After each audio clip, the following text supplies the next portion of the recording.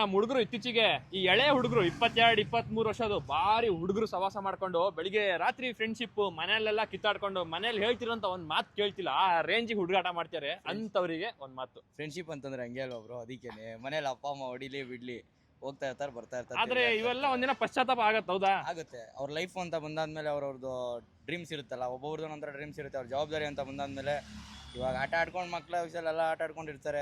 ಅವ್ರಿಗೆ ಏಜ್ ಇರೋ ಟೈಮಲ್ಲಿ ಏಜ್ ಅಂತ ಈಗ ನಾವ್ ಹೇಳ್ತಾ ನಾನು ಅದ್ರ ಬಗ್ಗೆ ರೀಲ್ಸ್ ಮಾಡ್ತೀನಿ, ಅವ್ರಿಗೆಲ್ಲ ಗೊತ್ತಾಗಲ್ಲ. ಒಂದಿನ ಗೊತ್ತಾದಾಗ ಕಣ್ಣೀರ್ ಹಾಕ್ತಾರೆ. ಸೊ ಎಚ್ಚರಿಕೆ, ಒಂದ್ ಜಾಗೃತಿ ವಿಡಿಯೋ, ಹುಡುಗಾಟ ಬೇಡ ಅನ್ಕೊಂಡು ನೀವೇನ್ ಎಲ್ಲ ಲೈಫಲ್ಲೂ ಬ್ರೋ. ಇವಾಗ ಅವ್ರ ಲೈಫಲ್ಲಿ ಅಂತಲ್ಲ, ಅವ್ರ ಅಪ್ಪನೂ ಆಟ ಆಡಿರ್ತಾರೆ. ಎಲ್ಲ ಅವ್ರ ಲೈಫಲ್ಲಿ ಎಲ್ಲ ಅವ್ರ ಅಪ್ಪನೂ ಆಟಗಳು ಆಡಿರ್ತಾರೆ, ಕಾಂಪೌಂಡ್ಗಳು ಎಗಿರ್ತಾರೆ, ಮರಗಳು ಎತ್ತಿರ್ತಾರೆ, ಎಲ್ಲ ಮಾಡಿರ್ತಾರೆ.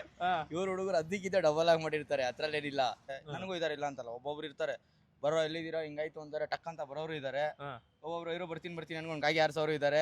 ಫ್ರೆಂಡ್ಶಿಪ್ ಅಲ್ಲಿ ಇವಾಗ ಒಂದ್ 5 ನಿಮಿಷ ಈ ಕಡೆ ಎಲ್ಲೋ ಹೋಗ್ಬಿಡ್ತು ಅಂತಂದ್ರೆ 8 ತರ ಕೇಳ್ತಾರೆ. ಏಯ್ ಯಾರ ಜೊತೆ ಮಾತಾಡ್ತಿದ್ಯೋ, ಯಾಕೋ ಬಂದಿಲ್ಲ, ಎಲ್ಲೋಗಿದ್ದೋ, ಯಾರ ಜೊತೆ ಹೋಗಿದ್ದೋ, ಆ ತರ ಫ್ರೆಂಡ್ಸ್ ಇದಾರೆ. ಇವ್ನ ಹೆಂಗೆ ಹಾಳಾಗೋಗ್ಲಿ ಹೋಗೋ ಅನ್ನೋ ಫ್ರೆಂಡ್ಶಿಪ್ ಇದಾರೆ. ಆ ತರನೂ ಇದಾರೆ. ಆ ತರ ಹುಡುಗರು ಸವಾಸ ಮಾಡ್ಕೊಂಡು ಒಂದ್ ಸ್ವಲ್ಪ ನೋಡ್ ಮಾಡೋದು ಒಳ್ಳೇದು ಅಂತಂದ್ರೆ ಹುಡುಗರು ಯಾರು ಹಾಳು ಮಾಡಕ್ ಇಷ್ಟ ಬೀಳಲ್ಲ. ಹುಡುಗಿರ್ ತರ ಹೇಳ್ತಾ ಇದ್ದೀರಿ, ಹುಡುಗರು ಯಾರು ಹಾಳು ಮಾಡಕ್ ಇಷ್ಟ ಬೀಳಲ್ಲ.